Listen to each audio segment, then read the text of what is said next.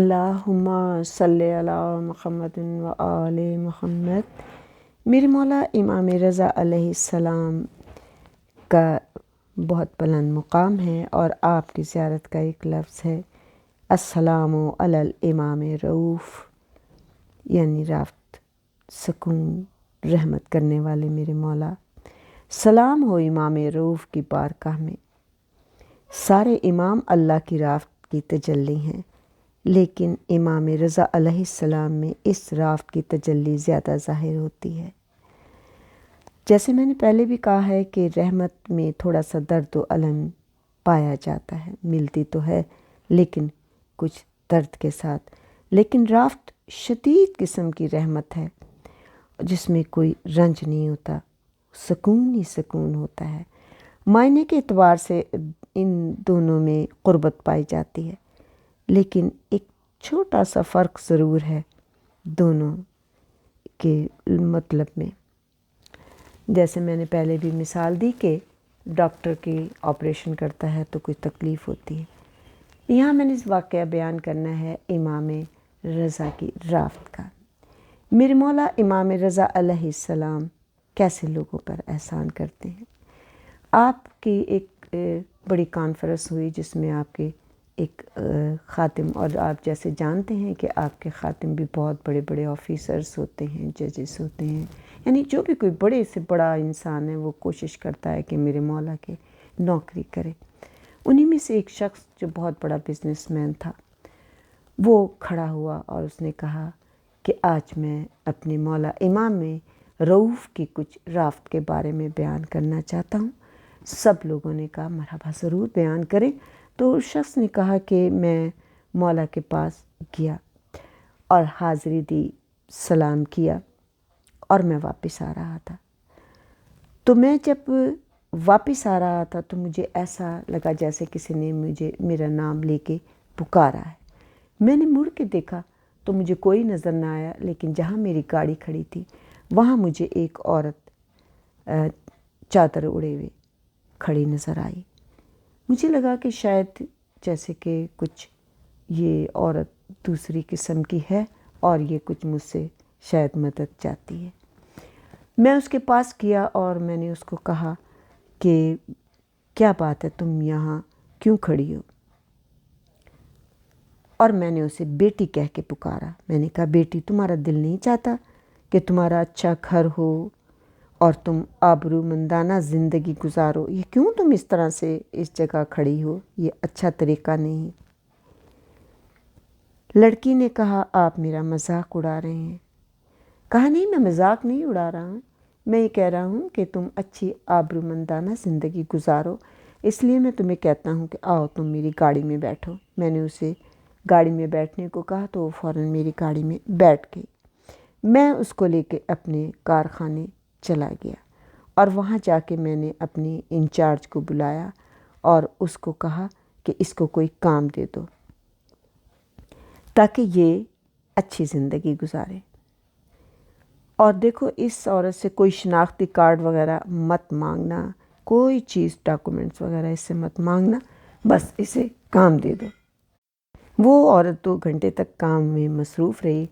اس کے بعد وہ میرے پاس آئی اور آ کے کہنے لگی کہ مجھے کچھ دیر کے لیے چھٹی چاہیے۔ تو میں نے کہا کہ اب تم کہاں جانا چاہتی ہو؟ مجھے لگا کہ شاید اب یہ بھاگنا چاہتی ہے کیونکہ اسے تو ایسا کام پسند ہی نہیں ہوگا۔ تو اس نے کہا کہ نہیں، میں گھر جانا چاہتی ہوں، میرے 2 چھوٹے چھوٹے بچے ہیں جنہیں میں گھر چھوڑ کر آئی ہوں۔ تو میں پھر یہ سمجھا کہ شاید یہ جھوٹ بول رہی ہے، اب یہ بھاگنا ہی چاہتی ہے۔ تو میں نے اسے تعجب سے کہا کہ تمہارے بچے ہیں کیونکہ تم کافی ینگ نظر آتی ہو؟ کہا ہاں، میرے 2 بچے ہیں، ایک 4 سال کا بچہ ہے، ایک 2 سال کا بچہ ہے۔ تو میں پھر بھی یہی سمجھا کہ یہ جھوٹ بول رہی ہے۔ میں نے کہا کہ ٹھیک ہے، میں تمہیں زبردستی روک نہیں سکتا، اور اگر تم جانا چاہتی ہو تو ٹھیک ہے، میں ابھی انتظام کرتا ہوں۔ پھر میں نے اپنی انچارج کو بلا کر کہا کہ اس کو جو اس کی رقم بنتی ہے وہ اسے دے دو، اور تم میرے ساتھ چلو، ہم اس کے گھر چلتے ہیں، دیکھتے ہیں کہ آیا واقعی یہ سچ بول رہی ہے یا جھوٹ بول رہی ہے۔ ہم اس کے ساتھ گئے۔ دور دراز کا ایک علاقہ تھا جہاں ہم گئے اور وہ گھر نہیں تھا، وہ ایک کھنڈر تھا۔ گھر کے اندر جب ہم داخل ہوئے تو اس ٹوٹے ہوئے گھر میں ایک ٹوٹا ہوا سا ستون تھا جس کے ساتھ 2 بچے بندھے ہوئے تھے، جنہیں اس نے رسی سے باندھا ہوا تھا۔ اور وہ بچے جو تھے، ظاہر ہے بچے تھے، انہوں نے رسی سے نکلنے کی کوشش کی تھی، جس کی وجہ سے وہ زخمی بھی تھے، اور ان بچوں کے پاس کچھ تھوڑا سا کھانا ایسا رکھا ہوا تھا کہ جو وہ کھا سکتے ہوں۔ میں یہ تمام منظر دیکھ کے بڑا حیران ہوا اور مجھے بہت پریشانی بھی ہوئی۔ میں نے اس لڑکی سے پوچھا کہ یہ کیا ماجرا ہے؟ اس لڑکی نے کہا کہ 2 دن ہو گئے تھے میرے بچوں کے پاس اس جو تم سامنے رزق دیکھ رہے ہو، اس کے علاوہ اب کچھ نہیں تھا، اور یہاں میرا کوئی رشتہ دار بھی نہیں ہے، میں بالکل اکیلی رہتی ہوں، میرے شوہر کی وفات ہو چکی ہے، اور آج میں اتنی تنگ آ چکی تھی کہ میں گھر سے باہر نکلی اور میں ذریعہ امام پہ گئی، اور پھر میں جب سڑک پہ کھڑی تھی تو میں نے ایک ہی جملہ زری کی طرف دیکھ کے کہا تھا کہ آج میرے گھر میں کھانے کو کچھ نہیں ہے۔